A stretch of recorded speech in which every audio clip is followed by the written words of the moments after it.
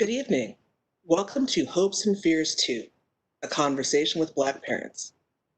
Hopes and Fears is a Chandler-Gilbert Community College monthly series of conversations that amplifies Black voices and Black experiences during these tumultuous times.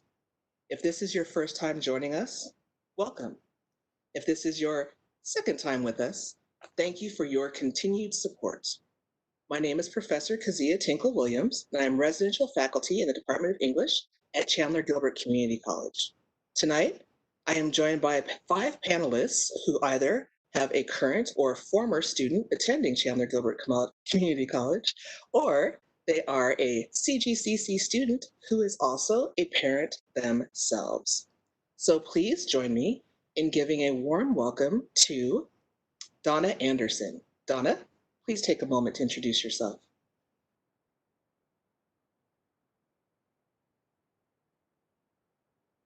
Donna, go ahead and unmute your microphone. Can you hear me now? I apologize for that. My name is Donna Anderson. I'm a mother, a student. I work in student life, and I have some young men, African American, age 28 and 12, a daughter, she's a twin, Isis and Farrell, and we live in Chandler. And I enjoy life and want to make sure that others get to enjoy life as well. Thank you, Donna. So welcome. Next, please welcome Diana Collins. Good evening, everyone. I'm Diana Collins. I am nursing faculty here at Chandler-Gilbert Community College. I am also a parent of 2 adult young ladies who one is actually a new Chandler-Gilbert student. I am a veteran, I'm a mom, I'm a wife, I'm a veteran's wife. And thank you for having me today.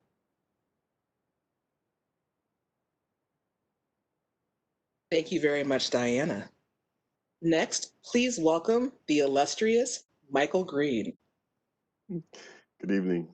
My name is Mike Greene. I'm the Director of Student Life and Leadership at Chandler-Gilbert. Been working there about 17 years. As I bring the topic of being a parent, I'm a parent of 2 biracial kids. One is 25 years old, Josh, and one is 24 years old, Michaela. My wife, Cheryl, and I have been married for 27 years, and we have built a home and lived in Ahwatukee for being able to raise our children. So for us, it has been a journey. As I always say about parenting, it's one of the hardest things I've ever done, but of course, also one of the most rewarding and satisfying things I've ever done is to be a parent. Thank you, Mike. Next, please welcome Dewayne Shelton. Hi, my name is Dewayne Shelton. I'm the parent of a student at GCC. I currently have 3 young adults. My oldest daughter graduated from ASU. I have my youngest daughter who's 21, is attending U of A. She should be graduating actually mid-August. And I have a son who's 25, and he's attending GCC. So I'd like to reflect on what Michael had mentioned. I think parenting is rewarding, and at the same time, it's a little difficult as well. So, and I look forward to this discussion. Thank you. Thank you very much, Dewayne. And last but not least, we have Dr. Patrick. Hello, I'm Dr. Patrick Williams. I'm a residential English faculty member at Chandler-Gilbert Community College in the Composition, Creative Writing, and Literature program. Married to my wonderful wife, who's our moderator this evening. We have 4 wonderful boys. Our oldest, who attends Chandler-Gilbert, and we've been living in Arizona for the last 12 years. And I'm excited to be here tonight. Thank you for having us. And thank you very much, Dr. Williams, and all of our panelists. So, as we begin tonight, I want you to take a moment, reflect on your thoughts, and your feelings surrounding this pandemic and everything that's happened in the wake of the George Floyd tragedy. My first question to you is this: what are your fears? I'd like to go ahead and respond to that question first. One of my major fears with parenting is safety for our children, and with our oldest going to Chandler-Gilbert, making sure that he is taken care of, and that all our boys are taken care of, and that they're safe when they leave the house. And part of what the pandemic and part of what the police brutality has done is that it's affirmed a lot of the strict safety conditions that we've always had. And I think that our sons may not have seen it before, but I think they're starting to realize now that mom and dad weren't just being paranoid, but they hear the stories of George Floyd and of so many others, and now they actually have real faces and real people in the news that they can match to some of the historical references that we've told them since they were little. That you have to be careful. You have to be careful. If you're going to be driving, if you're going to be walking down the street, going to the corner store. As a Black man, you have to have a different set of standards for safety and for how you're going to conduct yourself when you go out into public. And so I think that these current situations have affirmed a lot of the ways that we've raised them. And I hope that's something that works for the better for them and their lives.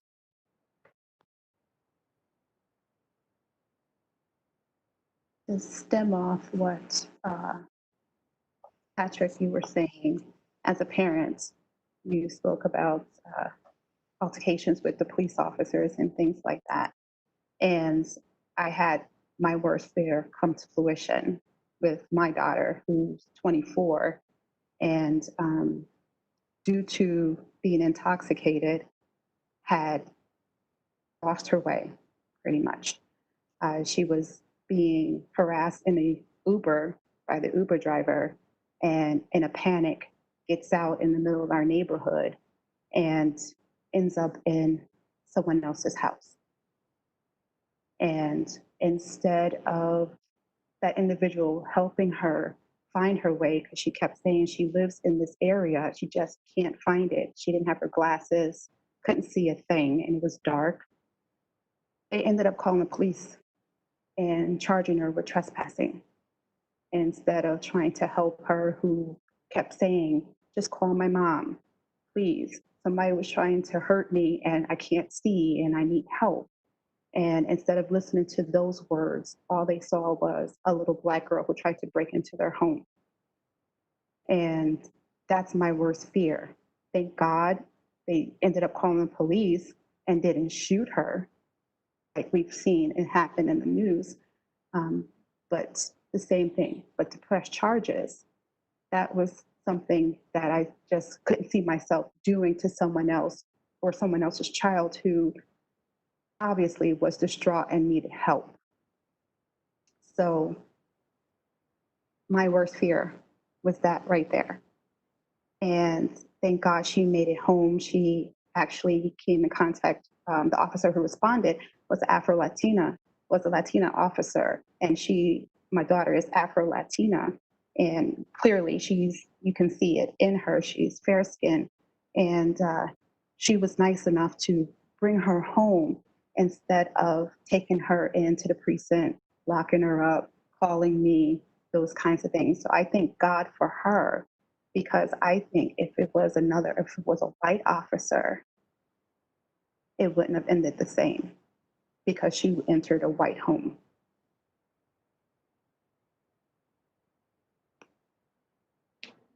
I would like to connect with Miss Collins You know, being a single mother, you try to make sure that you put, or any parent, I should say, you try to make sure that you put things in place for your children. We play a game, bad boys, what you gonna do? It's 10 questions. And my worst, I guess the nightmare or the fear will be, you know, you've seen it on television with Ahmaud and Floyd. But what happens when, or if, it hits your home? You know, what do you do? You know, I have nephews and you all have children. And so you have to start preparing them like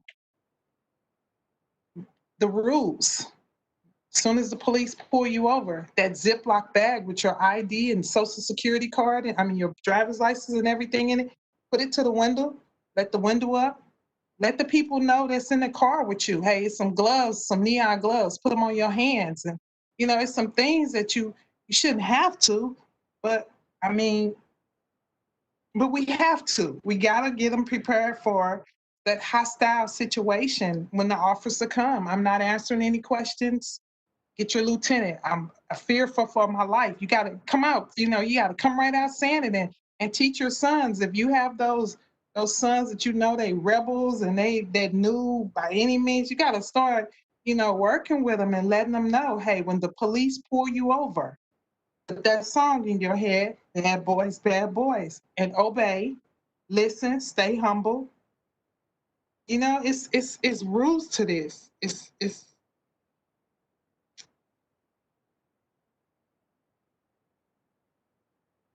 because you've seen it on television, live, Facebook. You've seen people putting it out there. The young man was in a car with his girlfriend and a little kid, and they shot the man up. You know, so you got to play the game. You want to stay alive, and you know, you got to tell them, pray, stay calm, stay humble, and make it home. And that's the fear, you know. Thank you, Donna. So I would like to reflect on what everyone said. As a parent, I think my biggest fear is, you know, safety for our children. I think probably my worst fear is having my kids get pulled over for minor traffic violations at the hands of, you know, a racist person. And so, you know, I try to teach my kids to be respectful and aware of their surroundings, and, you know, remain positive and calm no matter what the situation that you're experiencing. That's all. I think that, you know, as any parent, black, brown, Asian, yellow, green, and purple, any parent would want to make sure that their children's safety is the paramount thing that they want to protect. And of course, as a parent, I would do the same. And but the challenge is also, you know, having those conversations about driving while black, having those conversations about how do you negotiate through these issues of race and culture. I actually believe that it's also, along with the safety, you know, my fears are about missed opportunities that my children will not get to have because of somebody's perspective and how they use racism or systems or structures to withhold opportunities from their kids. We're talking about equal housing. We're talking about access to education. We're talking about equal pay and jobs. We're talking about all of that is part of my fears when it comes to, you know, being a parent of two kids that are going to have to try to figure their way and make their way through this world. And when you start seeing black and brown kids and adults killed, it is scary. It is so scary, and I think that is, of course, paramount. But I also worry about those missed opportunities that are there for that our kids will miss out on unless somebody helps get rid of some of these systems and structures that withhold opportunities from them to be able to be successful. So I'll just say that, but of course, there's a few stories too, and I'll bring them in a little bit later. But I think that it is the paramount, of course, for safety and security, but also equal opportunities for your kids. That's of course what everybody wants, and a fear of that not being able to happen is part of what happens for me in my mind. Thank you all for sharing.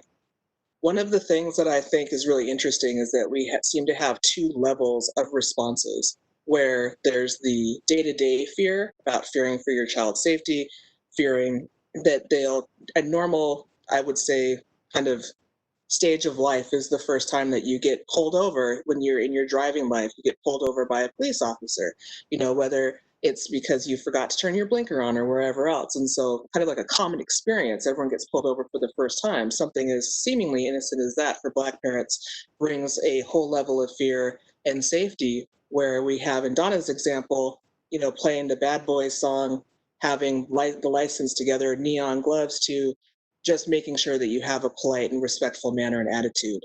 And since we have 4 sons, I remember that we shared with them how you have to be cautious, careful, yes, sir, no, sir, yes, ma'am, no, ma'am, in those situations. And we shared with our sons a time that their father had gotten pulled over here. And it was just one of those things like, make sure you're paying attention to coming to a complete stop. And we got halfway into the story before our 3rd son started to cry because he was so scared that this story was going to have some negative outcome for his dad just based on what he had seen on the news. And it was one of those things where we had to tell him, oh, no, sweetheart, nothing like that happened at all. No. We're just trying to show you the importance of coming to a complete stop, not a rolling stop, as you're learning how to drive. So I just think it's really interesting that oftentimes it's sort of like Maslow's hierarchy of needs. We have a lot of those basic needs for safety that a lot of us fear, let alone the larger opportunities, career opportunities for life that are out there that parents are concerned about as well. So my next question for you is this. So with all of this uncertainty and during this time, and with those kind of micro level and those macro level fears that we have for our children, what are some of the things that are actually giving you comfort and healing during this time? I'd like to answer that question if possible. One of the things that I like to see that's giving me comfort right now is the fact that the protesters, the younger people, it's amazing. If I could, I would. I'd be out there on the front line, right with them, probably leading it.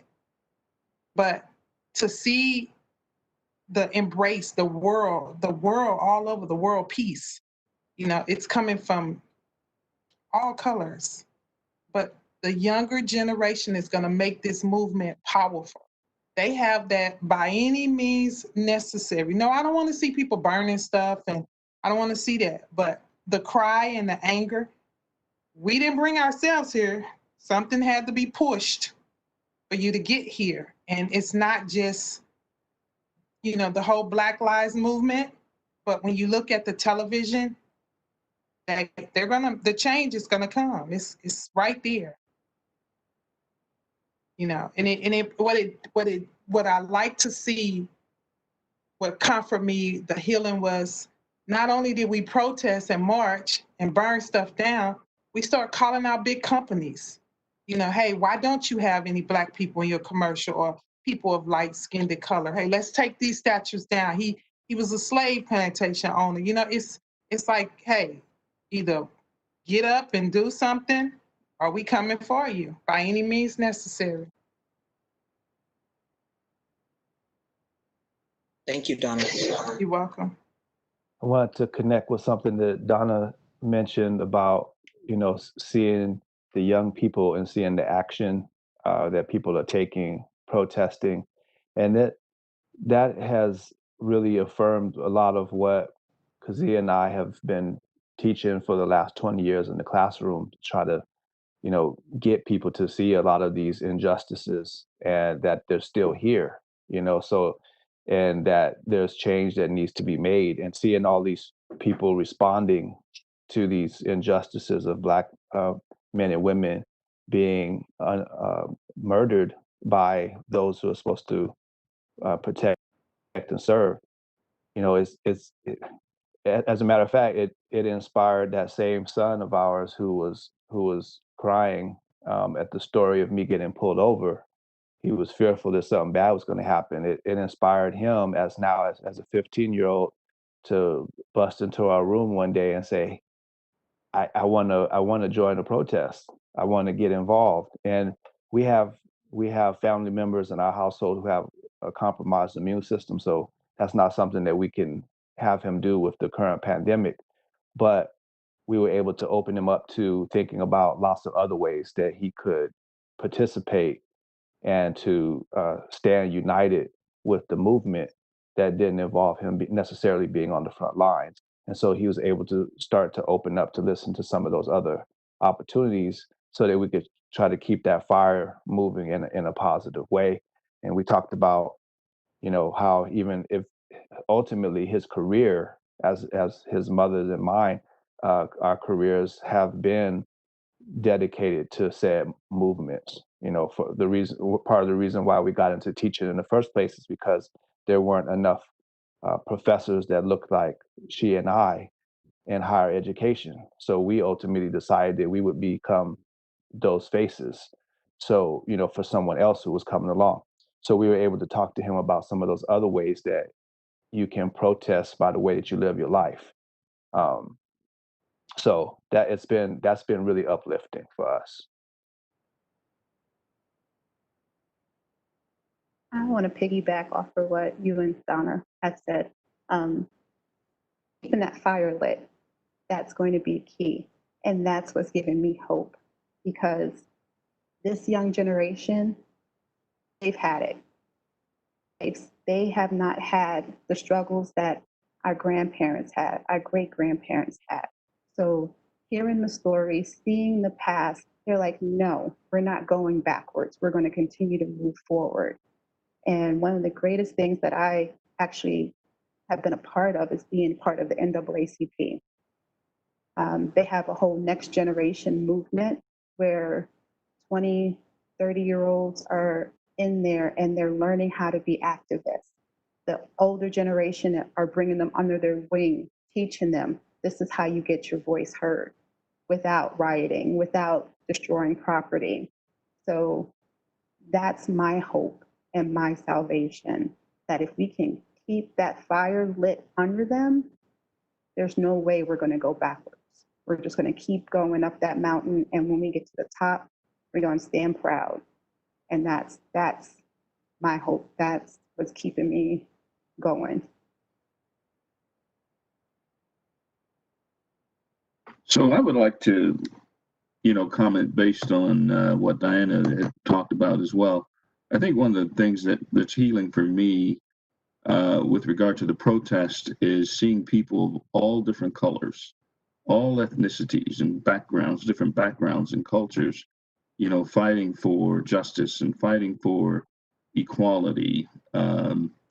And I would hope that, you know, with regard to police reform, that there'll be some legislation passed as well to help combat the social injustices.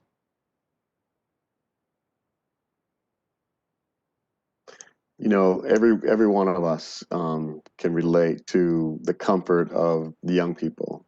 I think that you know, having it to be the opportunity to be a director of student life and leadership and working with young kids and young people as they are finding their way and learning about this world, and to see them motivated, to see them out, to see them asking the questions and working towards changing some things. It's what's, of course, very healing to be a part of. Young people are going to save us all. They're working hard. I mean, I see them in the college. I see them as family members, nephews, nieces, daughter, son. All of them have, I think, get it. And of course, the diversity of voices and the equality of all of them fighting for equality, and knowing and seeing. And of course, it's really pretty cool, not only right here in the United States, but worldwide. Worldwide, you see people aware of and knowing that there's things need to change. And so how do we make some changes? So that's the key though, is what kinds of policies can we get enacted? What kinds of things can we make happen in this work that needs to be done to make changes to make it better? And I believe that all of us as parents have raised our kids so that they are going to continue this work, and they're ready to speak out, and they're ready to see the things that need to happen with them. So again, that brings me hope to see young people who are out there from all kinds of colors, backgrounds, experiences, old, young, everybody's out there. And so I think that that is, of course, what it is going to take to make the changes. And so I just hope that when the hashtag wears off, that they stay focused and they stay committed and they stay doing the work to get out and organize and to vote and to make sure that they can change some policies and get people in there who are going to help us, because of course leadership is so key. Leadership is so key. So I hope we got some leaders that'll continue to lead us and continue to go forth making the changes that need to happen. So thanks. Thank you. One of the things that this conversation reminded me of is the phrase that those who do not know history are doomed to repeat it. And it seems like one of the things that is giving us comfort right now is the fact that there are so many people from a variety of different ages, backgrounds, ethnicities, colors that know history and are making sure that we stand up now so that we do not repeat it. And going back to something that the other professor, Tinkle-Williams, said earlier, we teach African-American history. We taught our students about the paddy wagons and, like the patrols of just quote unquote armed citizens that would ride through towns and, gather up the Black men and women for crimes or because they felt like it, back in the past of our nation's history. And then now we see the same thing happening in Minnesota. Since they defunded the police, now there are armed patrols of citizens. And it's like you see it riding the same truck. And it's like, wow, we're literally seeing history trying to repeat itself. And I'm also comforted by the fact that it really seems like we also have a generation of young people and a commitment from a variety of people of different generations and ethnicities to make sure that that doesn't happen. And so that's one of the things that gives me healing, is now there are so many different people in so many different places from so many different walks of life and so many races that are saying, enough is enough. We're not going to move back. So with that, since so much of our hope is placed with the future and future generations and this changing and changes in policy, what is it that you envision for the future and the future of your loved ones? What is it that you hope to see that comes out of all of this in the future? Absence of hate. I want to see the absence of hate. I want to see equality. I want to see opportunities for all. I want to see those kinds of opportunities that are out there, not just small opportunities. Again, I want to see, you're talking about equal housing. We're talking about equal access to education. We're talking about equal access to jobs that are going to pay just like they're paying everybody else. Not see some people not getting paid what they should be getting paid because they are Black and brown skin. I do think that that is my hope, and that is what I think that needs to happen for, it's not too hard to understand. It's just equality, and for people to be able to get rid of the hate. Of course, I believe in love. I believe that love is going to conquer all, but I think that it's going to be policies that got to be there so that we have equality, and that's what I want to see. That's what helps me, is that equality.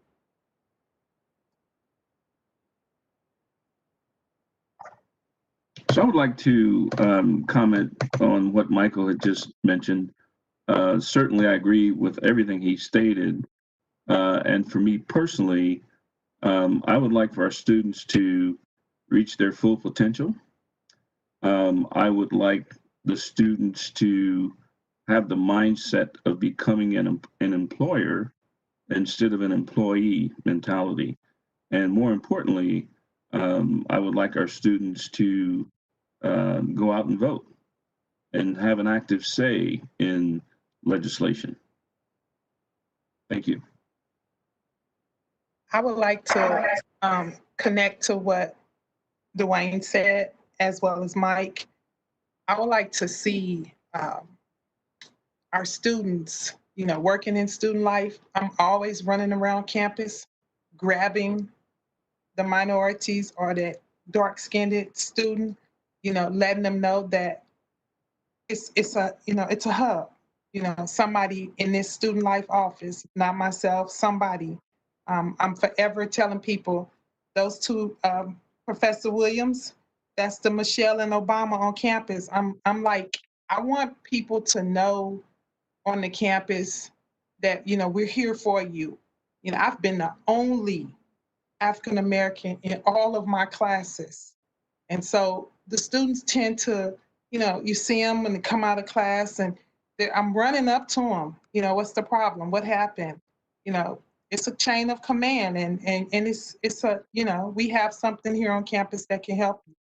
I want to know, or I want to see that Pharaoh has already said that he's having a Latino wife, thanks to Shakira and J-Lo. So I know that, I need to get prepared for and prepare him for, if the world doesn't change, son, this is what you and your wife are going to have to deal with, And so it's crazy that you have to worry about the white tape. I didn't mean to say it, but Nick Cannon said it. It's white tape. When I go to the bank, go to the dealership, everything stops. I don't want that anymore. When you walk in a classroom or going out to brunch or, even getting on the plane. Yes, I'm going to Australia on this same plane with you all. I need that to stop. Yeah, judging by the color of my skin, But my skin intimidates you, but you pay a membership every week for somewhere to have this same color of skin. So, what's happening? That's what I want to see change. Thank you, Donna. You're welcome. I want to add on to some of those examples, like, for our sons, I want them to strive for their dreams, absolutely. And I want them to be able to, overcome the obstacles that may come in their way. And, I don't want them to to have those obstacles be from unfair practices and principles, obviously, but that's the reality of how things are right now. And that's what we're all here, trying to work to change. But I want them to be rooted in their communities. I want them to be emotionally healthy Black men as well. And whatever occupation they go into, I hope that, they will practice equality, for other people. And as we progress as Black people, I think we have to be conscious and be aware of the pedagogy of the oppressed. If you ever heard of that theory from the book written by Paulo Freire, when he writes about the migrants in South America who overthrew the systematic oppressive government that was in power, what they ended up doing was taking over that same position in that same system, and they ended up oppressing other people. So part of what my hopes and dreams are for the future is that when we do achieve those positions of power, that we can remember how it was to be oppressed and not continue that cycle, but to change the system in such a way that we achieve, real equality. And I think part of that is going to come with the way that we treat Black women as Black males, and the way that we treat women in general, and girls and women across the globe. There's a lot of other work that needs to be done in that area. So that's part of my hopes and dreams, is that we have to not just try to strive and achieve as individuals and not just as a community, but we have to be able to be willing to change systems so that we can establish, true equality for all genders, for all peoples. Just to piggyback off of what everyone was saying, my hope, my dream is that our color won't matter. It will never matter. Just like Donna, you walk in and you're the only Black student. That's been most of our lives when we go into higher learning. We're the only Black face when we walk into the building. So my hope is that we can encourage more of our youth to take that step and become those things that they always dreamed of, right? That they step out on a limb and say, I don't care what you think of my color. This is what I can do. This is what I can achieve. And, God gave me life. I'm going to do it.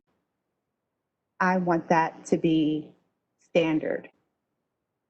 I want it to be that you can walk into a school and in higher learning and you have faculty that look like you. Equal billing, not just one or two floating around, right? So that's my hope, that color won't matter, our characters will take over, and we can live life as peaceful as possible. And unfortunately, they'll find something else to separate us, but we have to stop being separated by color. That's just doesn't make sense to me, because we come in all shades, and we have to stop in our own culture separating us from each other based on color, based on socioeconomic status. I was raised to treat the janitor the same way I would treat a CEO. If I treat you, I'm gonna treat you like you're my family I like. But needless, I'm gonna treat you like family. And that's what I hope to see.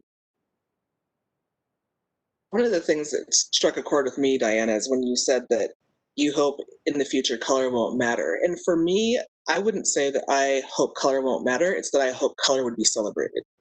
So when my students say that they're colorblind, I say that's really unfortunate, because I love the colors of the rainbow. I love seeing a bright, vibrant world around me. But that doesn't necessarily mean a negative thing. So I think we're still, unfortunately, however many decades later, still trying to bring into fruition Martin Luther King's hope that one day we will be judged not by the color of our skin, but by the content of our character. And it saddens me, but I'm also not surprised. And so one thing that I'm actually hopeful for is the fact that so many people seem to be awake now to the systemic racism that so many of us have been trying to shout from the rooftops for so long. So I really envision a future where color will be celebrated, and I hope that we will learn from those mistakes of the past to where, again, we are not doomed to keep repeating it. This conversation reminds me of a story I read. I believe it was Ray Bradbury in Ray Bradbury's Illustrated Man. But I love science fiction short stories, and it was actually about this population of Black Americans that were sent to the moon. They said, you know what, they freed the slaves, ended segregation, and they sent all Black people to the moon. Guess what? Everyone that lived on Earth destroyed the Earth, and guess where they had to come? The moon. So there was a whole sector population that said, oh, I can't wait, just wait, went running throughout the streets. We're going to put up Blacks only signs. We're going to put up Blacks only on the bus. We're going to totally segregate this and make them live how we lived for hundreds and hundreds of years. And then the wise counsel in the story said, no, we're not. We're going to show them how to do it better. And I think that's what we're trying to capture here, is that we don't necessarily want to see a future where we flip the balance to where now it's a different group that's in power, and we're not trying to fulfill that cycle of oppressing those who have been, those who hurt people, those who have been oppressed. And I think that's what we're saying, that for the future is that we have hope that we won't just shift to different power dynamics of oppression, but they will actually will learn from this and learn how to celebrate and uphold one another. So my next question to you is this. So what are your hopes?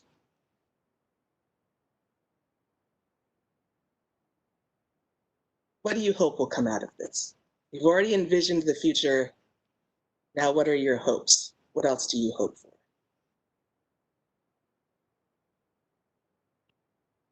One of the things that I hope specifically will happen is that there will be better training for law enforcement officers, for one.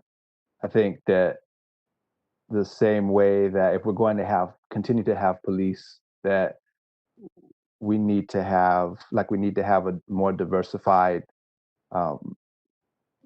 population of educators at all levels. I think we need to have a more diversified group of law enforcement officers as well. And I think there needs to be training to help people understand how to behave in those fearful situations.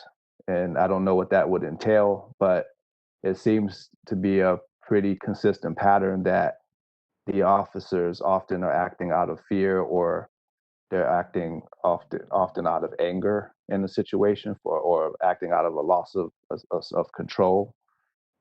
So I think that there needs to be a lot better training for the police force as well, and we need to diversify it. So I'm hoping that that's something that will come out of this as one specific example.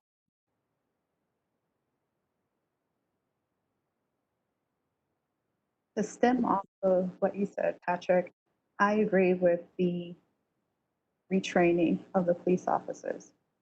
I have had family members who have been in NYPD detectives, retired. So I grew up around police officers. And one of the biggest things that I took away from all of that is that it's not the defunding and taking away, it's the teaching and the cultural diversity, because we're more culturally diverse. I grew up in New York, where you had Brighton Beach that had the Russians, you had Bensonhurst with the Italians. And of course, we were never allowed in any of those neighborhoods. But I think the cultural diversity piece is the biggest piece that we need to train our police officers on. And everyone's out there saying defund the police. That's not the answer.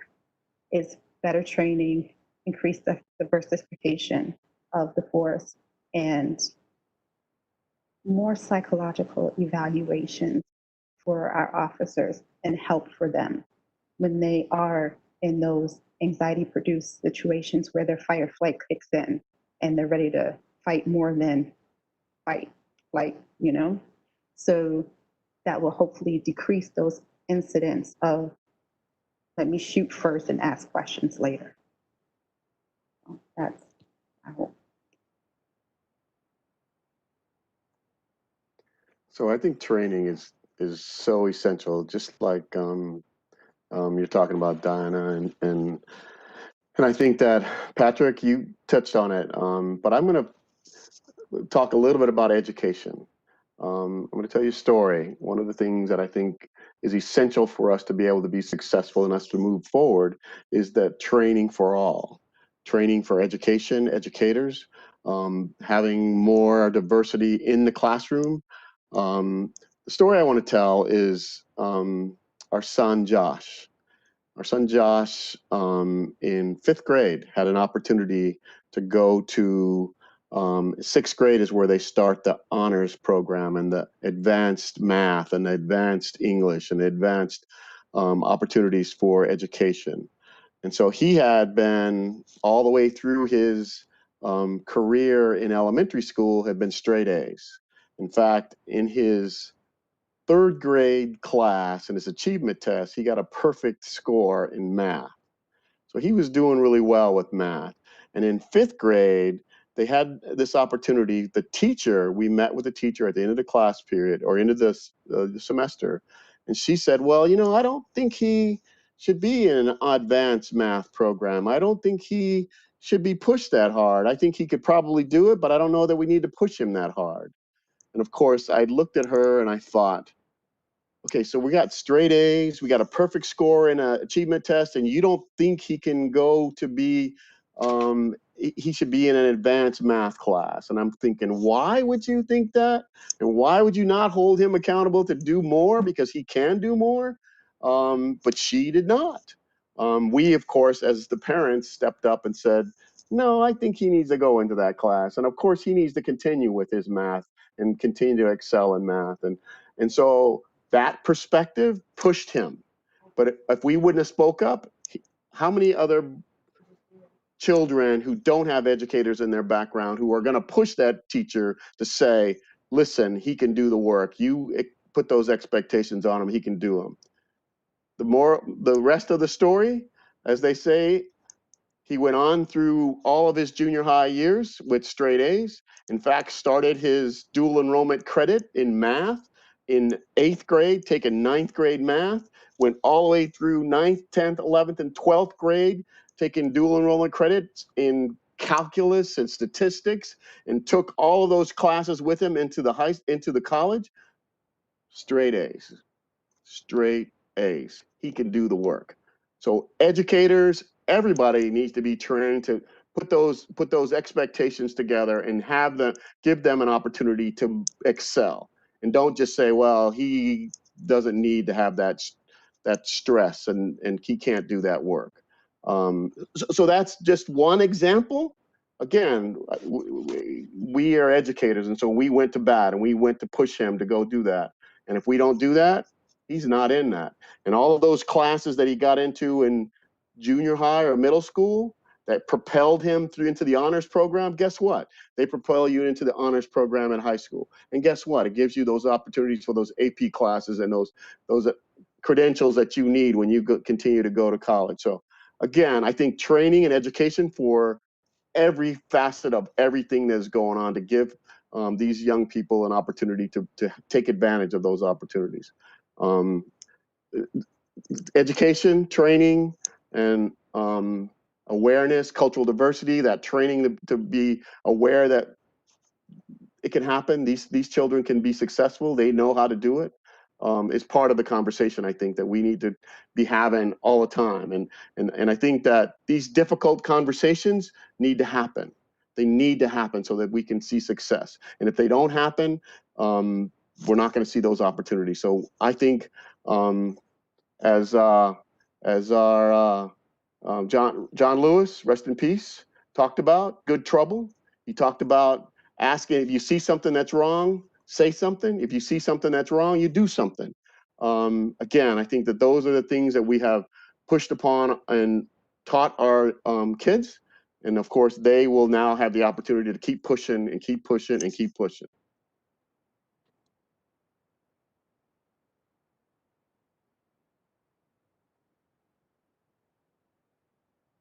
Donna, you need to unmute your microphone. Keep shifting back and forward.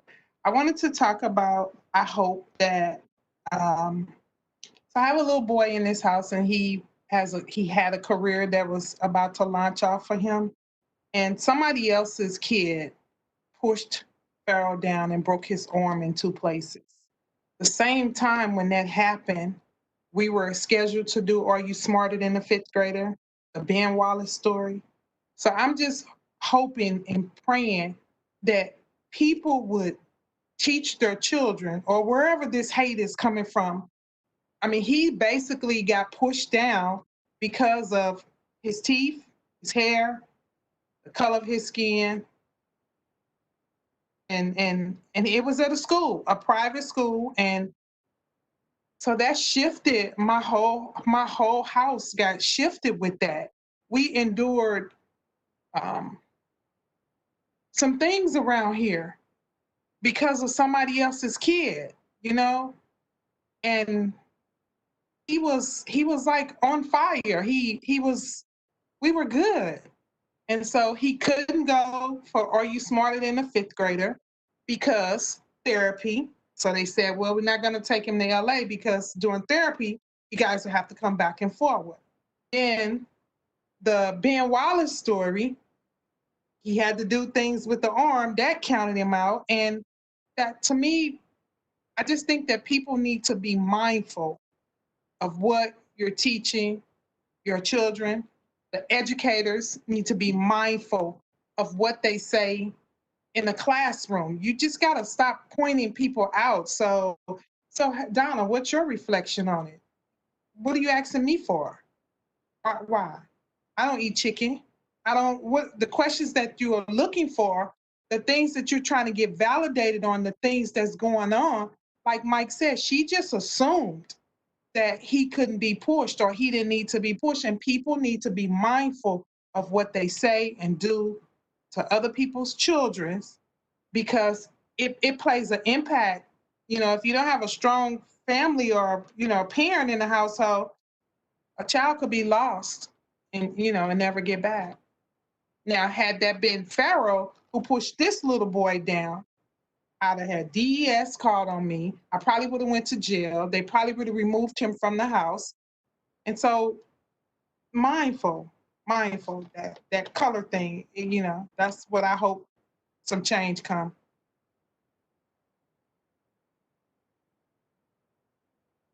So I mentioned this before. My hope is that students will reach their full potential. And in order to do that, parents must instill confidence in their kids. And in so doing, it will allow them to establish a lifelong learning program. But more importantly, as parents, I think we should be the examples to our children in order for them to achieve the goals necessary to be successful in life.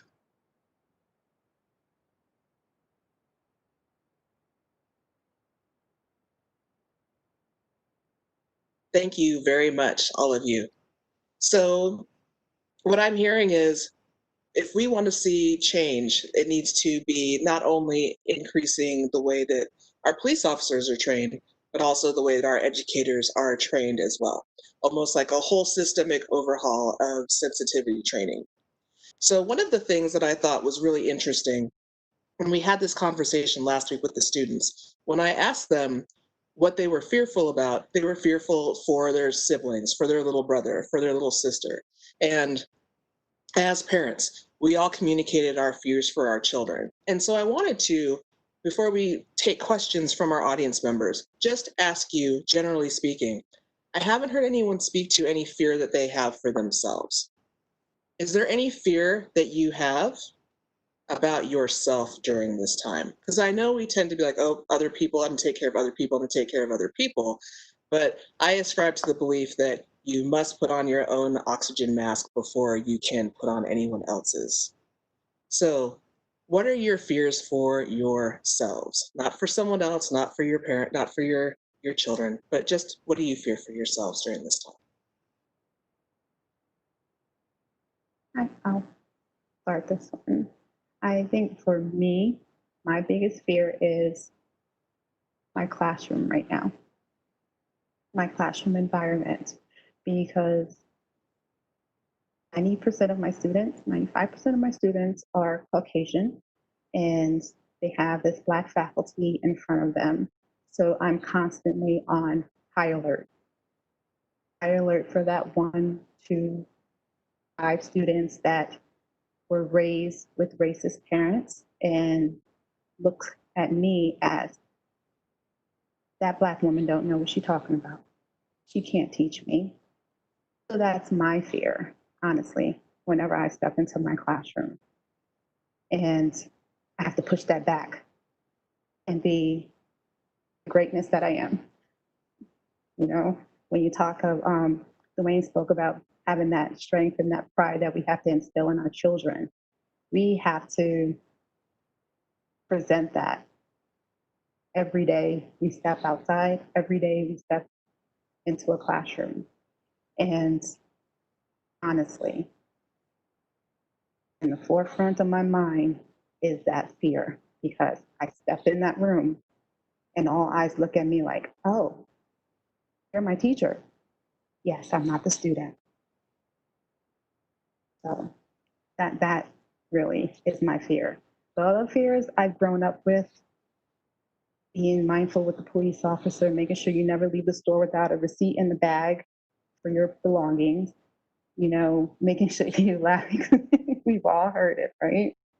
You know, making sure you say please and thank you, those kinds of things to whomever. And so those fears I've always had, I've grown up with them.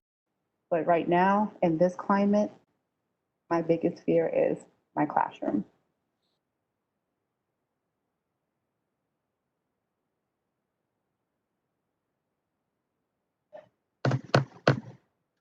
I'll go ahead and speak on the comments that Diana had mentioned. I think for me personally, my biggest fear is not being able to accomplish all the goals that I have established for myself and having a short lifespan. So that's my my biggest fear.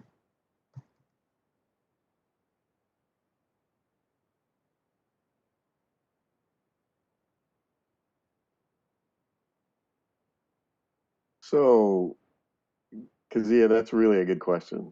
Because I don't usually think about myself, and I don't really think about those perspectives of safety. And I'm trying to figure out exactly why I don't necessarily think about safety. I think that in the situations that I'm typically in, the relationships at work and relationships, you know, in the neighborhood and things like that, I'm usually not fearful, but of course, the unknown of some situation that I could be in, that I could be, my safety would be in jeopardy because of some body and some hate that might be there. But usually I'm not there. I'm not in that space. Diana, that's an amazing perspective. And to have that fear in the classroom, because of course, yes, I do think that people will see you and think, oh, you're not capable of being my teacher because of the color of your skin. And that's got to be a difficult hurdle to get over. And I don't usually feel that kind of fear. So I'll just say that mostly I'm not thinking about myself, and usually I'm not putting myself in some kind of a jeopardy or a situation like that, because I have been able to do whatever I have for as long as I have as to get to this point. But you know, mostly I'm worried about my family, my kids, my wife, my nephew, my niece, my brother, my sister, you know, all of those folks. Those are the folks that I continually stay afraid for them, that they would have to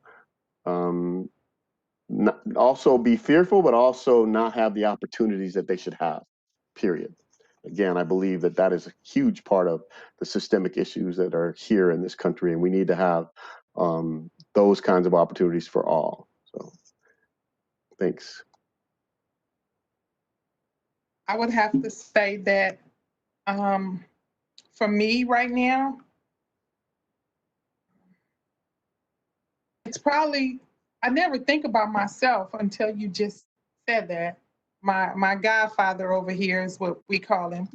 He tried to figure out, you know, all the time, like, Donna, how do you do it? And so with that question, my fear right now is, you know, if you don't know it, I'm from a housing project in St. Louis. I have a whole lot of stuff that I've gone throughout, you know, throughout my life. And so recently graduating and now going on to NAU, my career of choice is occupational therapist. And I'm like right there. And so now, since you said that, am I going to get to, you know, go into an establishment and work with people who need the service that I provide? I have lupus and MS. You know, am I going to have a job? Am I going to be able to, you know, go on to the next level? And I never thought about it until, you know, you just said that. So, yeah, and I'm a year away from that whole closure, you know. And so that's a fear of mine right now, you know. Will it be a need? You know, is it going to be obsolete or that? So maybe I can become a police officer. Oh, okay. So that's my fear right there. Thank you, Donna. You're welcome. My fear is, and I also, like the rest of you, I'm not used to thinking about my own fears, but mine really are, I guess, an extension of my major roles in life as being, you know, a husband and a father.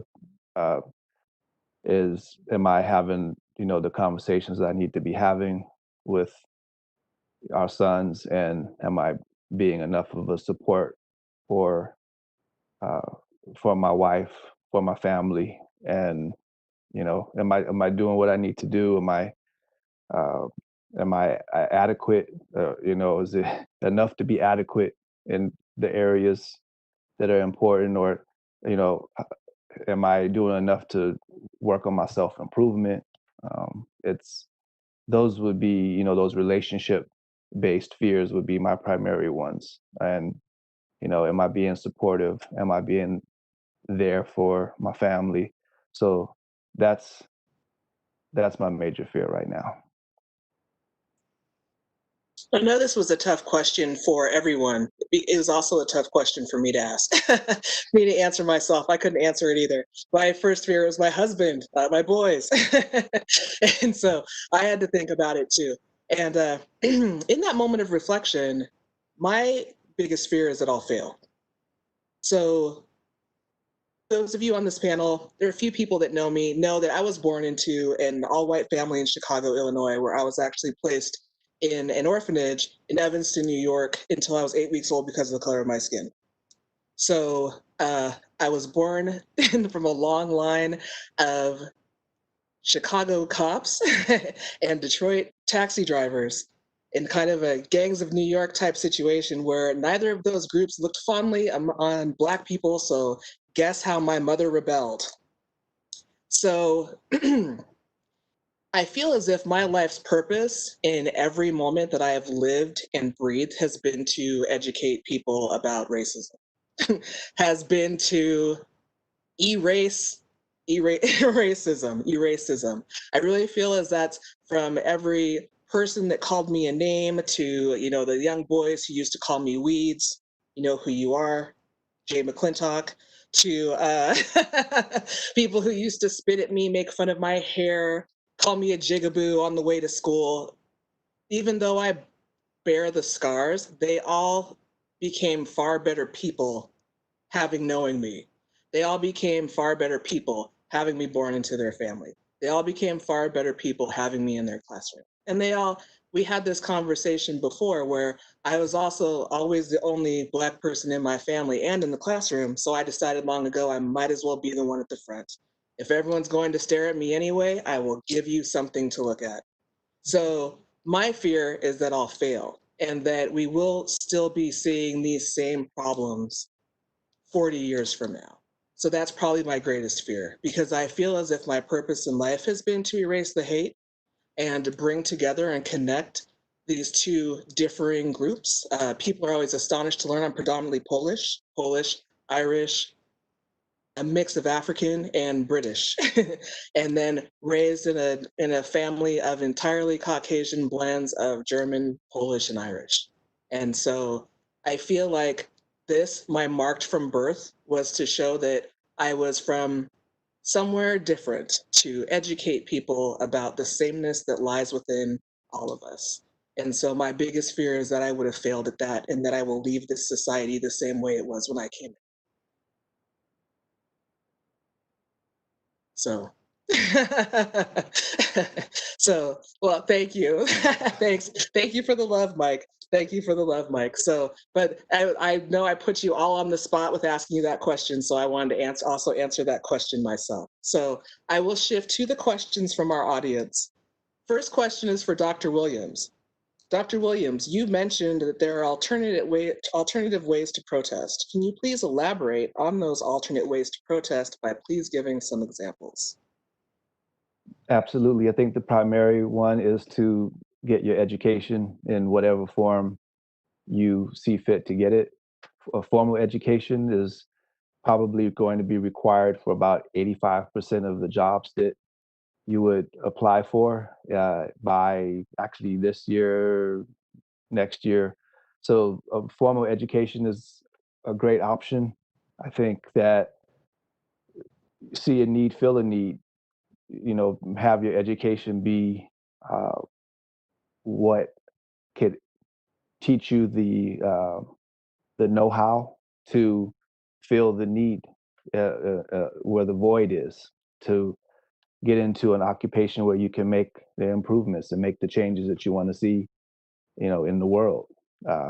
So I think another way is to, when you're an educated citizen, you're informed, you are literate, which means that you can interpret signs and symbols. So you can use that literacy to contact politicians. You can write to your children's school when you need to, a professional email correspondence, and you can make your voice be heard.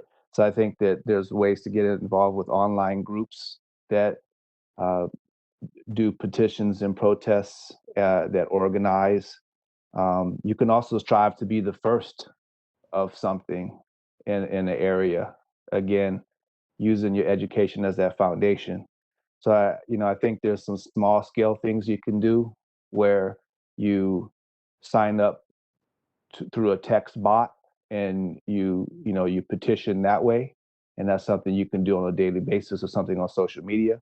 But I think you can also have long-term pursuits where you look at how you could leverage your education and your know-how to do the type of work that you feel needs to be done.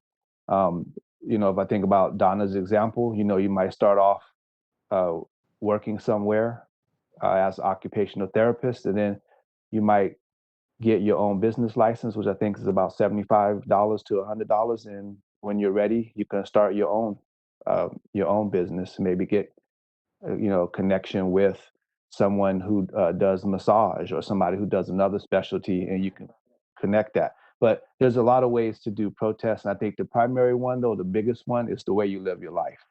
You could be an example of the type of world that you want by the way that you live your own life. Thank you.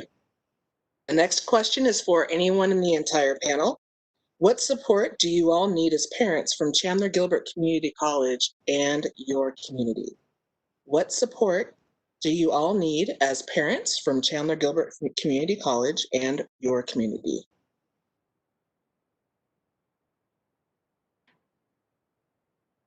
So I think resources. If the college would look beyond, like, I guess the area where it is, the location. It's a nice campus. It's one of the nicest campus, I would say, that will want to drive more people that look like me. There's a kid in this house, and everybody that knows our family, she says she's going to Mesa Community College. Farrell, he's all in at Chandler-Gilbert, but Isis, on the other hand, because they hang out with me and they've gone to all of the colleges, she see more girls that look like her at Mesa. And so we need to do more things to where that color is, there, and not assume that because the students come to school this way or come on the campus this way. I pretty much know everybody. If I see you sitting somewhere and you look like you in distress, I'm running up to you. Hey, how you doing? My name is Donna. I work in student life. We got a food pantry. Come on, let me introduce you to the Godfather. And so once the campus open up and see, that everybody is different, but with their own situation. You know what I'm saying? Yeah. the front office or the front when you walk into the campus or you come on the campus. We need that flavor, that feel, that welcoming feel, you know. More Black instructors, just more diverse. People need to. I've never seen a person of color working in the cafeteria. Guess that's a good thing or whatever. But you know, you just want to see it, you know. I think that they should be a little more open to the needs, and being working in student life, I can tell you of the needs that the students need on campus. And so we push for a lot of things, and it's like, you know, not here or not really. You know, most HBCs, community colleges, they have, you know, everything up there's right there. And so that's one thing we can start with. Thank you, Donna. You're welcome. Would anyone else like to answer? Yeah, I'll throw a couple words in there. Donna's on the mark when it comes to the needs for African-American parents. I think that they need a college to be open, a college to be inclusive, a college to, of course, provide opportunities and relationships and connections. Just like any college, any student needs all of those things. And so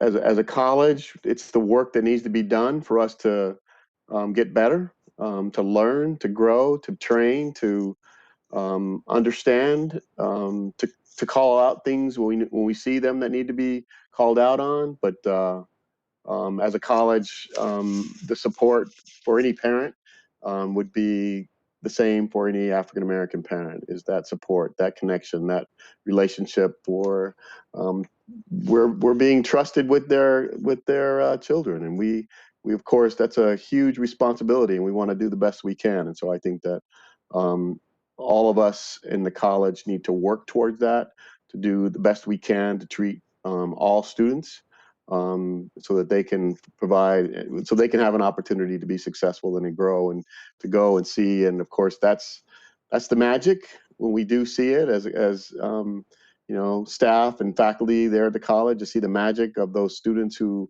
are learning inside the classroom as well as learning outside the classroom, and then they grow up and see and grow and come back and contact you and tell you about their families, about their lives, their careers. All of that is essential to students being connected to and engaged, and their parents feeling comfortable with them in that environment. Thank you, Mike. Our next question is also for anyone on the panel. What do you say to those who truly believe that these conversations about race are what are dividing our country? So what do you say to those who truly believe that it is these questions about and these conversations about race that are dividing our country? I'll start. I'm sure there's a lot of perspectives on this panel. I'll start. If that's what they're believing, that this is what divides the country, that I don't think they're being open. And I think that they need to do their homework, and they need to listen more than talk, and so that they can understand what's going on. And in order for anybody to learn, you've got to start with dialogue, and you've got to start so that people can understand what's going on. And they're difficult and they're hard conversations. But my perspective is is where it starts, and it can go, and then from there you grow and learn and accept and believe in equality. If you're of the opinion that that's not going to help, then I don't think you're being open, and I don't think you're listening to the stories and the conversations so that you can understand what's going on and what you're feeling as a person. Because of course, I think I need to do the same thing. I need to listen, I need to understand, I need to hear, and I need to have that dialogue in order for me to grow and for me to learn and me to be more accepting. Because we all have these things we have to learn about. And once we learn, we can then, of course, grow from that and be better people for it. So I'll start with that. But yeah, that's what I believe is the conversations are the beginning of understanding. The silence is what is separating us, and turning a blind eye is what separates us. And because now we're having these difficult conversations, it's forcing people to look within themselves, and they don't like what they see. So we're forcing them to come to their own truth, and they don't like it. I've had several conversations with white counterpart friends of mine, and the questions that I've been asked, like, do I believe that this is true, that this is happening? I said, have you not read a history book? Open your eyes. But because of that white privilege, they know nothing about it. So that ignorance is bliss for them. So now we're disturbing their peace, and their peace needs to be disturbed. And I'm happy to disturb it. That reminds me, Diana, of a conversation I had with a friend of mine. She said, isn't that amazing? I never once have ever thought about race my entire life. Doesn't that show how I'm not a racist? I said, actually, that shows how privileged you are, because unfortunately, I've had to think about race almost every moment of my life. so I always think it's interesting that people think these conversations are fanning the flames for a fire that we did not start. So the next question, also for anyone on the panel, is how can we, non-Black parents who walk alongside you in this struggle, how can we non-Black parents who walk along, I'm not sure, how can we non-Black parents walk alongside you in this struggle? What do you wish for us to tell our kids about your kids? So that is a multifaceted question. So how can non-Black parents walk alongside us in this struggle and show support? And then what do you wish us to tell our kids about your kids? Well, I would like to, it's good that they're walking along the struggle. But when you walk, you can't come out walking because you're feeling sorry, or you want to be, quote unquote, seen. You can start by,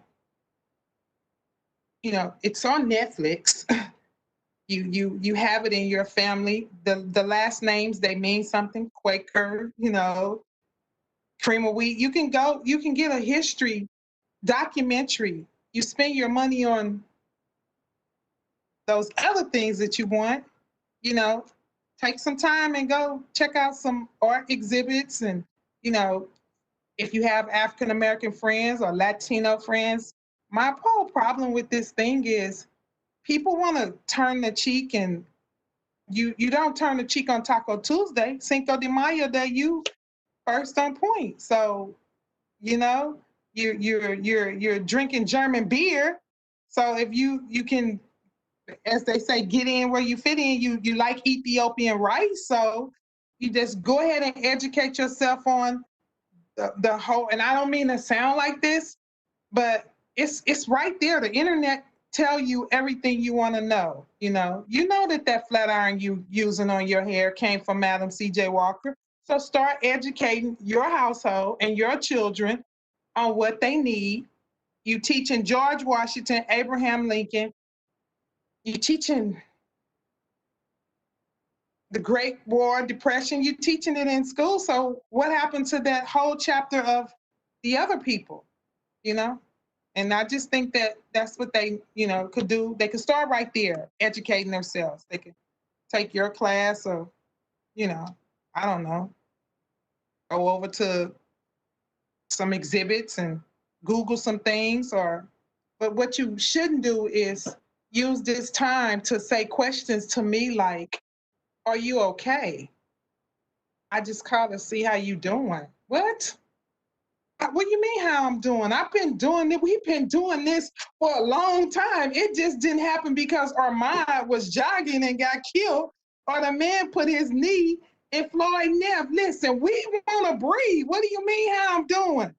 If you watch that on television and it didn't touch you and your whole household some kind of way, I'm sorry.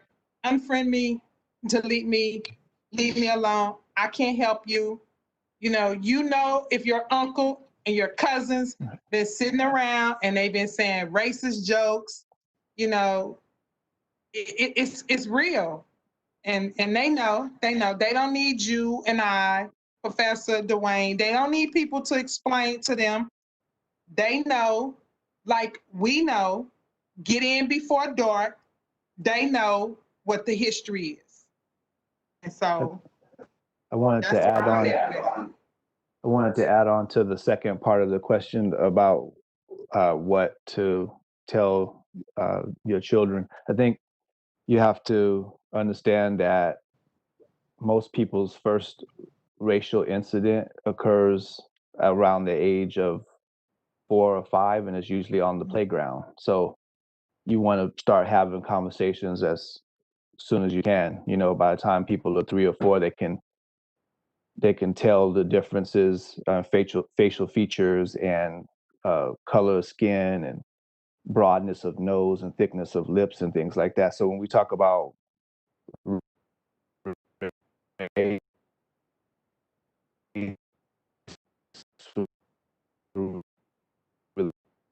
really talking about something that's biological,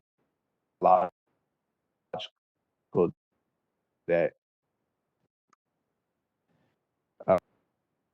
um, how really early those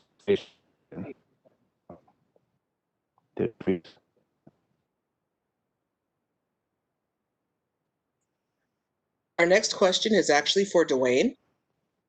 Dewayne, you mentioned earlier the fear of not being able to fulfill your legacy. What would you say is the biggest legacy you can leave your children and the next generation? I would say always strive for excellence. Remain optimistic in whatever adverse situation that you're currently experiencing, but always look to be optimistic and know that you will accomplish that which you set out to do. You lost your video. Can you hear me? Yes. Okay. So I guess I can repeat myself. I would say, remain optimistic in adverse situations, and just know that you can accomplish anything if you don't set any limits upon yourself and use your creative genius to achieve your goals.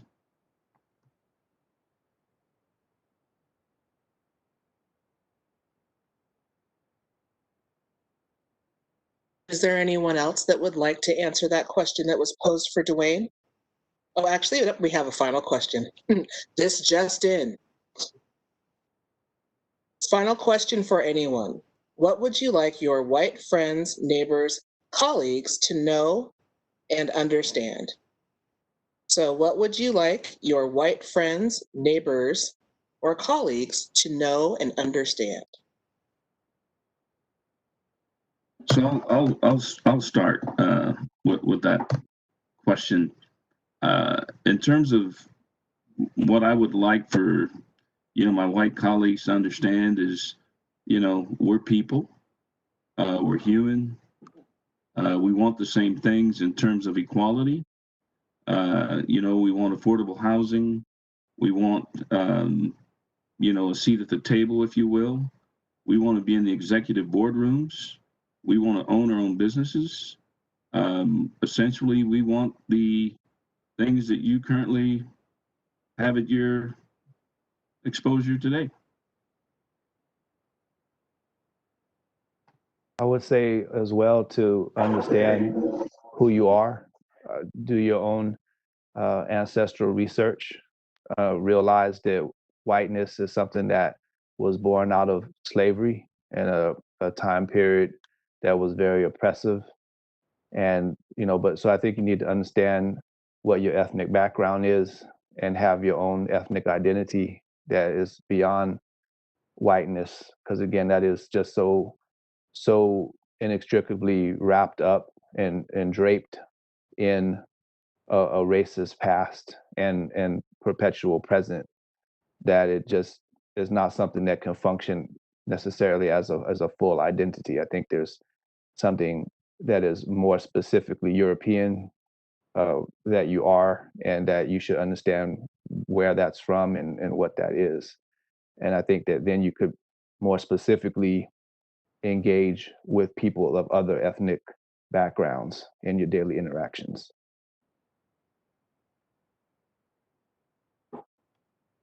I agree with everything that was said, Patrick. That's really good. I think that in addition to that, I would add that what I would like for them to know is not only that the work that we are doing, it's the work that we all need to do.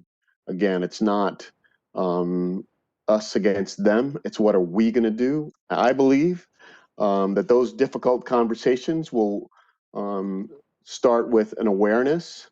And then once you're aware, I think that the next thing is when you see it, call it out. When you see racism, when you see bigotry, when you see prejudice and you hear it, whether you're in I think it's important to have these conversations with mixed race, because I think that lots of times when you're in your own specific group, your own racial group, you will act and see things differently. But then again, when you see it and hear it, call it out and act. And now that you're aware, the work needs to be done by all. It's not going to be what are you doing and what are you doing? It's what are we going to do to make this world better, and how are we going to get that done? And it's going to take all involved to step up and to learn and to grow and to figure it out and to work hard. And again, I'm going to say it the last time, it's leadership at all levels. And so what are you going to do to engage in becoming a better leader? And what are you going to do to engage to electing a leadership that's going to change the policies, that's going to work toward a better opportunities for all and equality? Those are big decisions, and those are things that we need everybody to engage, and we need everybody to be a part of those kinds of that work, and to see that they are going to have to be involved for it to get better.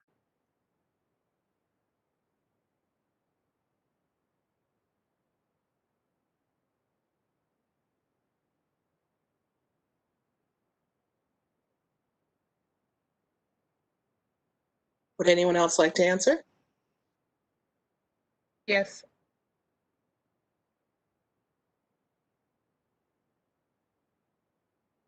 Donna, you have to unmute your microphone. The server or something is going. What I would like, oh God, maybe they can get some DNA ancestry tests done, find out who they are, and then you can better deal with those underlying issues, so that when my daughter or your daughter step in the room, you won't be so intimidated, and the fear, that they have, they need to try to deal with that. That's not something, because I don't fear them. No one, we don't have that. And so when they have that, and I'm not pointing you out, Dewayne, but when Brother Dewayne walk in the room and he's got his tie and suit on, you instantly, the hate is there. Why? We work hard. We've always worked hard to get the things that you need, and some of the things that this country have, we worked hard for it.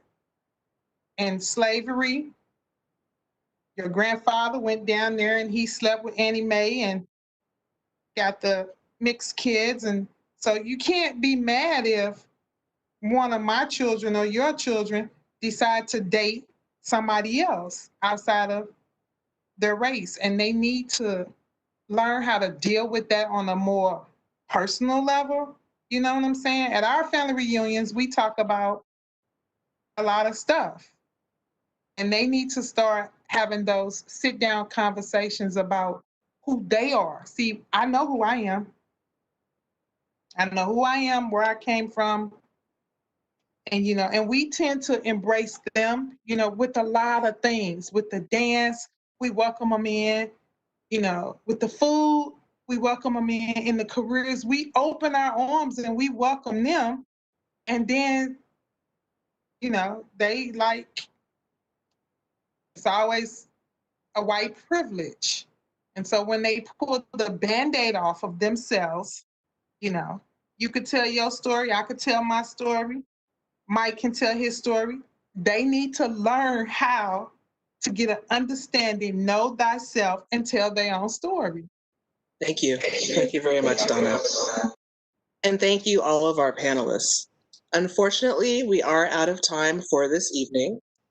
And as we've had some tough conversations tonight that may trigger distress for some of our viewers, we have provided links to resources in the box below this video.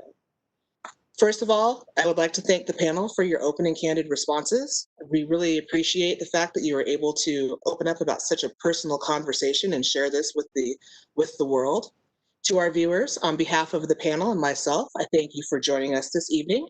And just as a few final thoughts, please be safe, be well, and love one another.